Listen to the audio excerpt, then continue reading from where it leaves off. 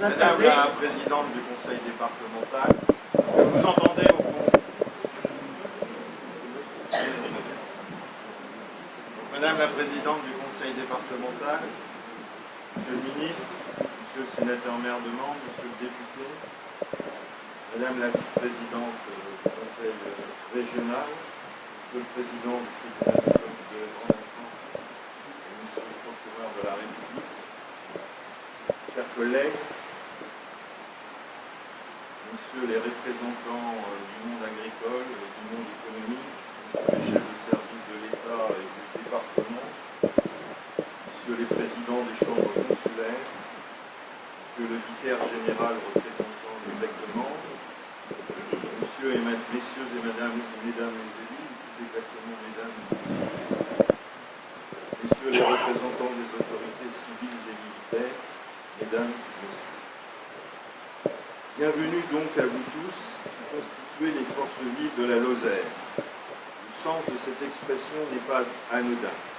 Vous représentez toutes et tous le grand potentiel de notre département. Vous incarnez les énergies et l'innovation que je rencontre depuis 9 mois maintenant. Avant toute chose, permettez-moi de vous présenter à chacun de vous, vous renouveler pour beaucoup d'entre vous, ainsi qu'à vos familles, mes vœux de santé, de bonheur et de réussite dans ce que vous entreprendrez pour l'année qui commence. La cérémonie qui nous rassemble ce soir est une belle tradition lozérienne qui se déroule dans le respect de la tradition républicaine. Pour vous, Madame la Présidente, et pour moi, c'est la première dans ce département. Alors permettez-moi de vous dire le plaisir que j'ai eu à travailler avec vous au cours de ces 9 mois qui viennent de s'écouler. Je ne doute pas, notre bonne collaboration continuera en 2016, toujours dans l'intérêt de la Lozère et des Lozériens. Pour la première fois aussi, ces vœux, je vais dire hélas, se déroulent sous le régime de l'état d'urgence décrété par le président de la République et prolongé par la volonté du Parlement pour faire face à la barbarie qui a frappé notre pays en 2015. La France a été touchée dans son cœur. Mais ce sont aussi les valeurs de notre République qui ont été attaquées. Nous sommes donc toutes et tous mobilisés, et nous les pouvoirs publics, bien sûr, en répondant aux défis qui se présentent désormais. Le président de la République a déclaré que nous sommes dans la guerre, une guerre contre un terrorisme qui lui-même a décidé de nous mener la guerre à des complicités en Europe et dans notre propre pays. Dès lors, l'urgence est claire. Il faut identifier les éventuels complices, démanteler les réseaux, isoler les éléments radicalisés, porter un coup d'arrêt au trafic en tout genre qui pourrait fournir aux terroristes la logistique et l'argent nécessaire à leur crime odieux. Pour effectuer ce travail, la France est fière de disposer de forces de grande qualité pour protéger nos concitoyens. Je ne doute pas que M. le procureur de la République s'associera à moi pour saluer en cette occasion la mobilisation sans faille tant de la police nationale que de la gendarmerie avec le concours des polices municipales. Même en Lozère, j'ai pris soin de décliner les mesures nationales de sécurisation générale comme de protection spécifique des sites sensibles du département, mais bien sûr, comme je l'ai souvent indiqué, avec le plus grand discernement. La sécurité maintenue sur notre territoire a un prix. Je veux insister sur l'effort, je l'ai dit, considérable des policiers et des gendarmes pour garantir depuis 1 an les effectifs nécessaires sur la voie publique, notamment pendant les périodes les plus critiques, ce qui s'est traduit pour les personnels par des suppressions de congés, une tension et une fatigue accrue. Monsieur le directeur départemental, mon colonel, transmettrez à vos unités responsables tous mes remerciements. Bien sûr, en même temps que l'État mobilisait ses forces, il a dégagé des moyens supplémentaires pour permettre une action efficace. Dans la lutte contre la radicalisation et contre la menace terroriste, le service départemental du renseignement territorial est un rouage essentiel et c'est pourquoi il a été renforcé par une création de personnel. Sous mon autorité, sous le pilotage de ma directrice de cabinet, la Lozère s'est dotée des outils de suivi et de lutte contre la radicalisation.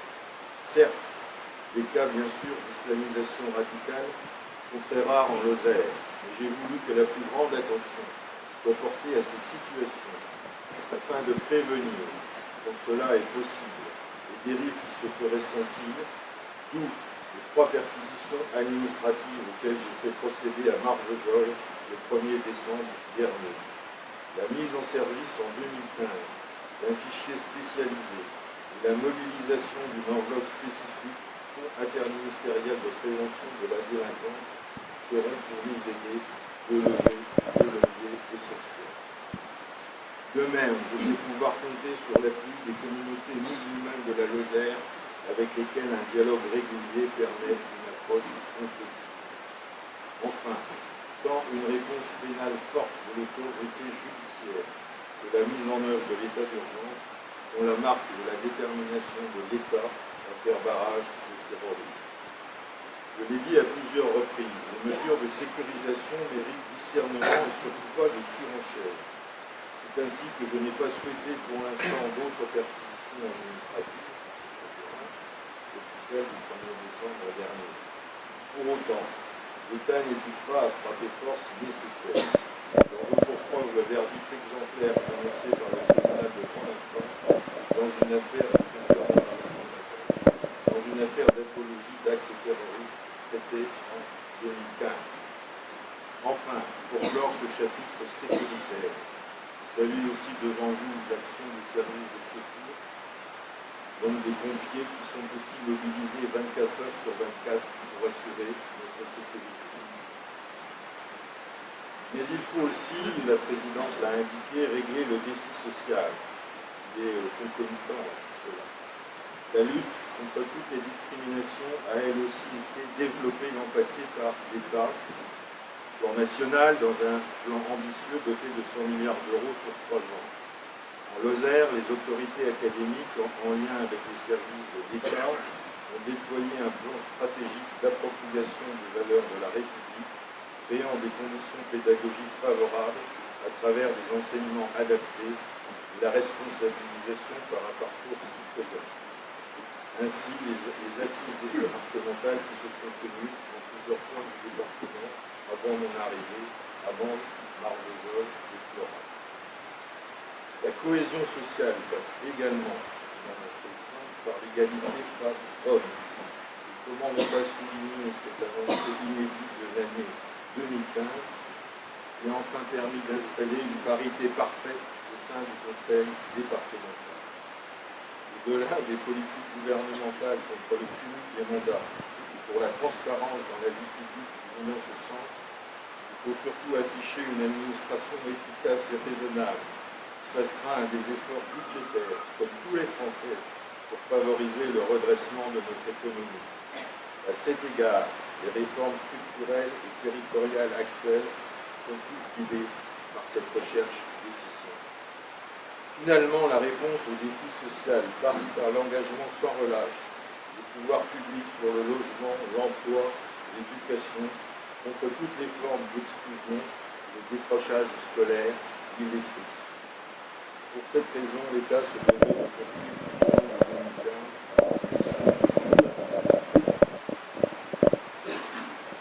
C'est pourquoi les pouvoirs publics ont redoublé d'efforts en 2015.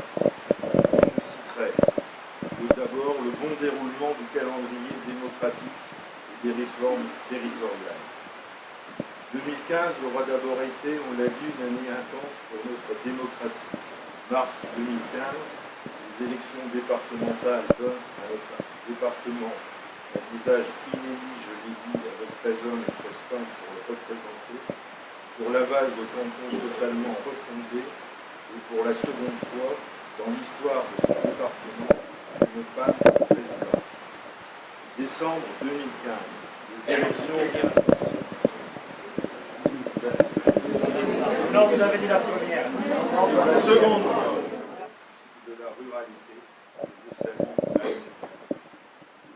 Je n'oublie pas non plus dans cette rétrospective élective le drame de Marvejols qui a conduit la commune à renouveler ses représentants en novembre, après que j'ai pris avec la secrétaire générale et mes services les décisions nécessaires pour sauver la deuxième ville du département de la faillite, saisine de la Chambre régionale des comptes, du règlement par arrêté préfectoral du budget 2015, conjugué avec le vote par ce qui restait du conseil municipal, du plan de rééchelonnement des emprunts près des banques. En parallèle, j'évoquerai le processus de fusion de communes, qui se développe ici plutôt bien d'ailleurs, comme partout en France.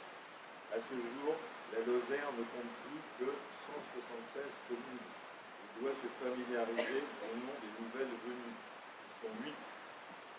Bédouès-Cocurès, Bourg-sur-Colagne, Cans et Cévennes, Florac, Trois-Rivières, Banassac-Canillac, Naussac-Fontanès, Pont-de-Montvert-Sud-Mont-Lozère, Vente-Talon en Cévennes. D'autres projets, bien évidemment, sont en cours. Enfin, outre la fusion de 2 communautés de communes en janvier dernier, c'est toute la carte des intercommunalités qui est en chantier depuis quelques semaines. Notre territoire est donc pleinement engagé dans la refonte de ces collectivités locales, échelons de proximité, une démocratie qui sait s'adapter aux défis de son époque. Nos actions pour l'année 2016 et les suivantes vont donc s'inscrire dans ce cadre rénové. Et je tiens à souligner aussi la réactivité de l'État face à l'événementiel, on l'a bien vu d'ailleurs, en liaison souvent avec le département dans le film qui nous a été proposé. L'année 2015 a été en effet riche en événements de toutes sortes, au premier rang desquels se trouve le passage du Tour de France. Sa préparation 6 mois durant, par un comité de pilotage élargi, a permis de conserver de ces 2 jours un souvenir extraordinaire et populaire, vitrine incomparable pour la Lozère. La réussite était là. Simultanément, nous avions l'honneur de recevoir le président de la République, qui venait rencontrer nos élus également afin de s'enquérir des problématiques locales. Là encore, un déroulement parfait, qui résulte d'une organisation optimale de chaque acteur, force de l'ordre, service de secours et de santé. Ville demande, conseil départemental, préfecture, direction départementale interministérielle a joué sa partition impeccablement. Il en a été de même d'ailleurs, on l'a vu par les images, lors des visites des membres du gouvernement, André Valigny en mai, venu présenter les enjeux de la loi du 16 mars 2015 sur les communes nouvelles, Bernard Cazeneuve en septembre, venu inaugurer la nouvelle brigade de gendarmerie de Saint-Vendère et les nouveaux locaux du centre de secours et du centre national d'entraînement des grimpes à Florac, et rencontrer aussi les fonctionnaires de la préfecture, de la sous-préfecture à Florac et de la police nationale. Et enfin, Ségolène-Neuville en octobre, qui a tenu une table ronde au CHRS La Traverse et inauguré les locaux de Cap-en-Soie. Une année riche de volume. Enfin, 2015 était aussi une année de commémoration symbolique à compter des cérémonies habituelles. On parle aussi de ça pour les représentants des anciens combattants que je salue ici. Le 70, alors pas tout à fait celle-là, le 70e anniversaire du droit de vote accordé aux femmes, pour lequel est investie la direction de la cohésion sociale.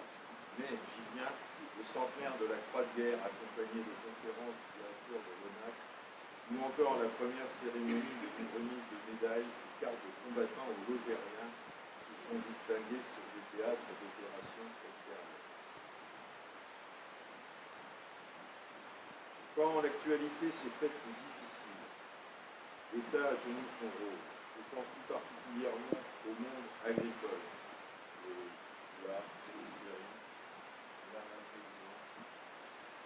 Pour lesquels la DDT, la DDCSPP et moi-même œuvrons ardemment afin de surmonter au possible les crises successives. La chute des cours du lait et des cours de la viande. Naturellement, l'État a mobilisé un important plan de soutien à l'élevage. prévoyant 24 mesures dont les plus significatives à court terme visaient à soulager les trésoreries.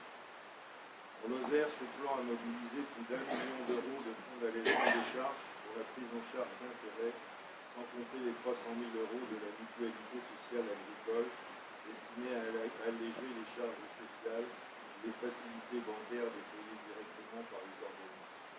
La mise en place de la PAC 2015-2020, très complexe en raison de l'ampleur sans précédent de la réforme qui mobilise très fortement les services de la DDT pour que les trésoreries des exploitants soient le moins possible affectées. 90% du montant des aides 2014 a été versé en 2 fois sous forme d'aide à la trésorerie. J'en viens à l'action de l'État en faveur des territoires et des équilibres naturels, qui porte en particulier sur la protection auquel nous tenons compte de l'agro-pastoralisme, qui se trouve confronté depuis 4 ans maintenant au retour du loup. En 2015, la plupart des attaques ont affecté les troupeaux du côte neigeant. 72 constats ont été imputés au loup. Parallèlement aux mesures de défense, les mesures de protection ont été aidées dans le cadre du 10e pilier de la PAC. 70 exploitants ont bénéficié de financements au titre du programme dans ce cadre de développement rural. Dans ce domaine, j'ai accordé une 60aine d'autorisations de tir de défense et une autorisation de tir de prélèvement prorogée à 3 reprises. Les autorisations ont permis des interventions dans plusieurs battues, mais sont restées malheureusement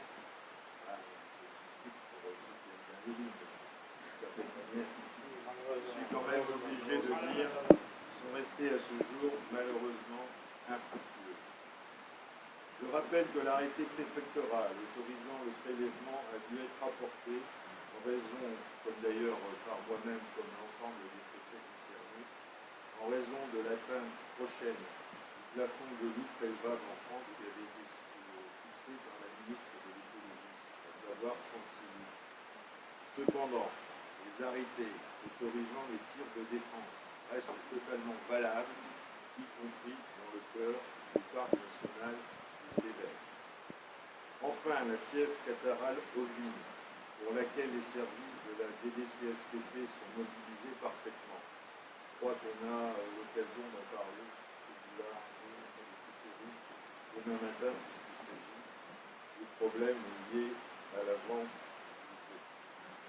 En matière d'environnement, les débats de la COP 21 sont venus nous rappeler l'importance à préserver le patrimoine naturel, si beau dans ce département, et à mieux concilier les usages de la nature. Les cours d'eau constituent un bien commun et une ressource essentielle pour l'activité et le développement des territoires. Une consultation sur la cartographie des cours d'eau du département s'est engagée à fin d'année et se poursuivra au cours de l'année 2016. L'esprit d'écoute et de collaboration préside à l'ensemble, je le pense, à l'ensemble de ces travaux, permet de nouer un dialogue et une confiance avec les usagers du territoire, en particulier les agriculteurs et les élus. Au-delà de ces aménités environnementales au titre de la biodiversité et de la captation du carbone, la forêt constitue un potentiel économique essentiel pour la Lozère. La loi d'avenir de l'agriculture et de la forêt a renforcé l'encadrement du défrichement. Localement, je l'ai dit, je souhaite privilégier le pragmatisme et mettre à profit les dispositions d'exonération de toute demande d'autorisation concernant la remise en valeur d'anciens territoires agricoles envahis par une végétation spontanée, comme cela a été fait pour plusieurs dizaines de dossiers en 2015. Sur le volet économique, le secteur de la construction continue à souffrir malgré les signes d'une sortie de crise. Le plan de relance en faveur du logement et de la construction contribue avec les mesures en faveur de l'accession à la propriété, à l'accroissement du nombre de permis de construire après 3 ans de baisse. On observe une augmentation de 10% entre 2014 et 2015 pour revenir au volume de 2013, soit 850 logements environ. Il y a également le développement des aides à la pierre Et pour le secteur privé, ce sont 179 logements privés qui ont été réhabilités, rénovés ou transformés grâce à la mobilisation de près de 1 500 000 euros de l'ANA et près de 300 000 euros du fonds d'aide à la rénovation thermique, auxquels s'ajoutent les contributions des collectivités sur certains dispositifs. Toujours dans le domaine de la construction, la mise en accessibilité, vous en avez parlé Madame la Présidente, des établissements recevant du public s'est intensifiée en raison de l'échéance du 27 septembre 2015, normalement délai ultime pour la régularisation des établissements existants. L'ordonnance de septembre 2004 a montré son efficacité. Presque 900 établissements sur les 1650 ERP établissements recevant du public. Le département de la Lozère ont déposé un dossier, sollicité un délai pour présenter un agenda d'accessibilité programmé à date dont vous parlez. Quant aux établissements qui ne se sont pas manifestés à ce jour, je les invite à contacter sans tarder les pôles territoriaux de la DDT. La crise économique et sociale, malgré quelques signes encourageurs, reste toujours relativement présente. Bon nombre de nos concitoyens se confrontent au chômage et à la précarité. En période de croissance molle, et grâce à l'effort des partenaires de tous ordres économiques et sociaux, et avec la politique en faveur de l'emploi, en direction notamment des publics les plus défavorisés, nous avons pu réaliser dans les politiques concernant les emplois d'avenir, les contrats d'accompagnement dans l'emploi, les contrats d'initiative emploi, des prescriptions qui ont permis de réaliser quasiment la totalité de ce qui nous était demandé en Lozère. Néanmoins, l'effort doit se poursuivre, et même s'amplifier, puisque le taux de chômage en Lozère, même s'il reste un des plus bas de France, a progressé en un an, un petit peu, hélas, pour s'établir à 6,4%. Et si dans le contexte actuel, il n'y a pas de place pour l'autosatisfaction, il n'y a pas non plus de place pour le découragement ou la résignation. Nous devons chacun, dans notre domaine de compétences, agir avec de la détermination et de la solidarité pour que la Lozère réussisse. Bien sûr, l'État n'agit pas seul, mais aux côtés de nombreux acteurs publics et privés et bien sûr aux côtés des collectivités territoriales. C'est bien sûr sur ce rôle de conseil et d'accompagnement que je veux insister, parce que l'année 2015 aura été particulièrement marquante pour cela. Je vous rappelle tout d'abord une somme, 10 millions d'euros, c'est le montant exceptionnel accordé par la DETR pour financer les projets structurants portés par les collectivités de la Lozère. Que n'ai-je pas entendu? Que compte tenu de la situation, de la baisse des dotations de l'État, je n'arriverai pas à financer toute cette dotation. Eh bien, c'est fait. Cela signifie 400 dossiers validés pour favoriser le développement économique et social de notre territoire, dont la création, il y a quelques-uns, mais toujours thématiques, je pourrais citer également la rénovation du centre-bourg de Bar des Cévennes, la création d'une halle de sport au Mal de Ville, la construction complète d'une école primaire à Viala et d'autres constructions scolaires, parce que je l'ai toujours dit dans le cadre de la DPR, c'est une de mes priorités. Après, évidemment, ou avec le développement économique. Ces réalisations concrètes que l'État soutient parfois pris une tournure innovante de la création d'une épicerie solidaire à Mende ou la création d'un point d'accueil aux plus jeunes à dimension départementale. Pour ce public jeune, il me faut aussi citer la généralisation de la réforme des rythmes scolaires, qui a permis la signature de projets éducatifs territoriaux avec 92% des communes qui sont engagées. Le développement du numérique, voulu par l'éducation nationale, avec 5 collèges et lycées labellisés, dont parlait Madame la Présidente, et 60% des communes ayant opté pour l'espace numérique de travail. Cette rétrospective de 2015 ne pourrait s'achever sans rendre compte de la modernisation sans relâche de l'État. Bien sûr, il y a l'État qui rénove son patrimoine pour nous faire traverser les siècles. Si l'État n'est pas le propriétaire immobilier démesuré qu'on imagine, il gère néanmoins des biens importants de notre patrimoine. À cet égard, j'ai eu l'honneur, dès ma prise de fonction de secrétaire général au printemps dernier, d'inaugurer avec beaucoup d'entre vous, la cathédrale de Mende, restaurée avec soin sur sa façade et s'est débauchée pour plus de 2 millions d'euros. Et quand je parle de modernisation, je pense surtout à ce souci désormais permanent qui conduit l'État à adapter son travail, de simplifier et adopter des procédures qui rendront un meilleur service aux citoyens du XXIe siècle. Oui, nous innovons, nous simplifions, nous allons à la rencontre des usagers.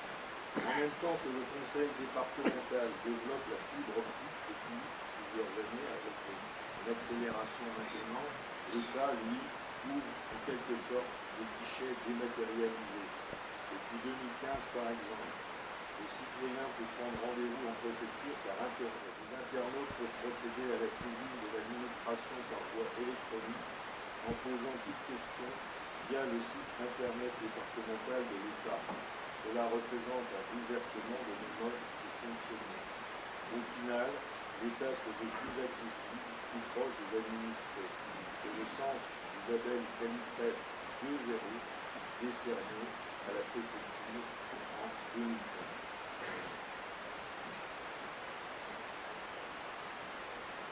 Comme nous sommes à présent rassemblés pour échanger des vœux de succès pour 2016, je souhaite évoquer les orientations qui se précisent.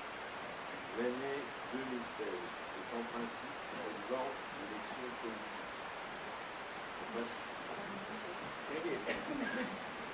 Elle se doit donc d'être une année dans l'action et l'élan que j'ai évoqué pour 2015 et qui doit se prolonger en 2016. Sur le front de l'emploi et de l'économie, lors de ses vœux à la nation, le président de la République a défini les contours de ce que sera l'action prioritaire de l'État en 2016.